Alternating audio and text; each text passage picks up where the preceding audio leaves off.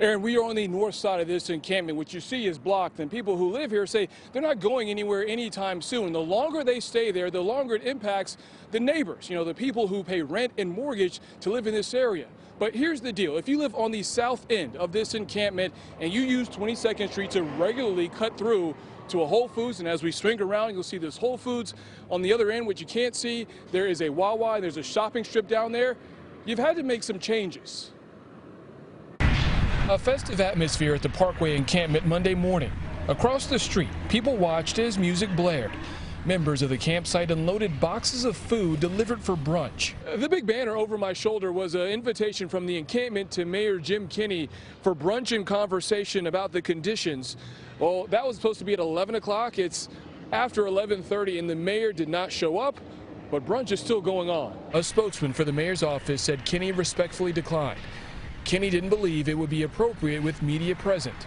The spokesman added in a statement, quote, camp leaders could not agree on their demands, which repeatedly changed and were in many cases out of the city's control. The standoff between the city and encampment continues. Members at the campsite say they feel safer sleeping along the parkway than at a city shelter or hotel. Ever since this encampment been around, since I've been coming to this encampment, I feel safe. I feel like no harm should come near my way. I feel like I can actually live and be comfortable without nobody judging me or nobody taking anything away from me. Meanwhile, people still visit the grocery store and other shops in one of Philly's high-priced areas.